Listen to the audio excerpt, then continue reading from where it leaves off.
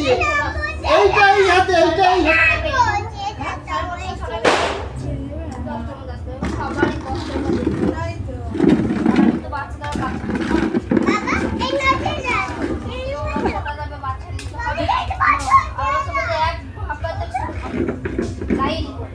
এইদিকে মুখ করে বস। আচ্ছা ঠিক আছে বস।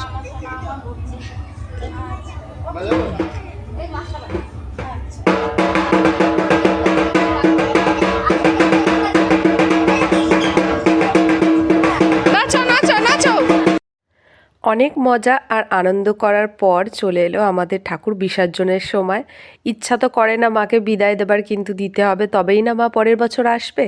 সেই জন্য দেখো সবাই মিলে সব কিছু গুছিয়ে নিচ্ছিল, নিয়ে আমরা গাড়ি করে যাব। তো আজকে আমার গলাটা একটু অন্যরকম লাগতে পারে, কারণ আমার খুব ঠান্ডা লেগেছে, সেই জন্য আমার গলা বসে গেছে। সবাই মিলে আমরা গাড়ি করে যাব। এখানে দেখো গাড়ির মধ্যেও ঢাক বাজাচ্ছিল। এখানে সবাই মিলে আনন্দ করতে করতে যাচ্ছিলাম। আমরা প্রতি বছর মাকে এরকম করেই নিয়ে যাই। আমরা কিন্তু আমাদের ঠাকুরকে গঙ্গায় ভাসান দিই।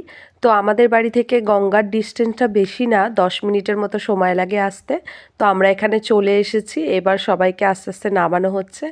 এবার তারপরে আমরা বিসর্জন করতে যাব। তো এখানে এই ঘাটেই আমরা প্রতি বছর আসি। আমাদের এখানে অনেকগুলো ঘাট আছে। এখানে বাবু দাঁড়িয়ে আছে, ও বলছে ও ধরবে। ও ধরতে পারে কখনো? মায়ের কাছে সবসময় একটাই চাওয়া, যে স্বামীকে, সন্তানকে, সবাইকে সুস্থ রেখো, ভালো রেখো।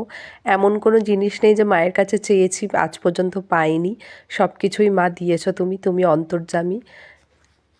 এবছরের মতো মা তো চলে গেল আমাদেরকে ছেড়ে, পরের বছর যেন মা আবার এসো, আবার যেন তোমাকে এরকম করে পুজো করতে পারি। সবাই বলো, বলো কালী মাই কি জয়, আসতে বছর আবার হবে।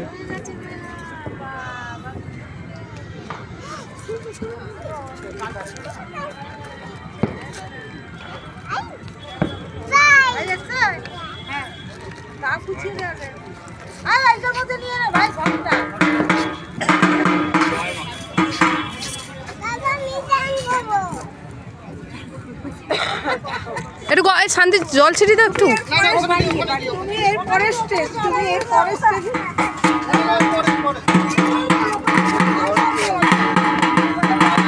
বাড়ি ফেরার পথে বাবু আর আমাদের সঙ্গে আসছিল না, ওর পিপির কোলে উঠে পড়েছে। দেখো 2 পিপি ওকে সাবলে কীরকমভাবে নিয়ে আসছে।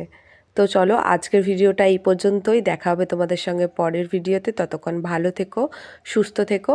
আমাদের 2025-এর মতো কালী পুজো এখানেই শেষ, তোমাদের সঙ্গে দেখা হবে পরে।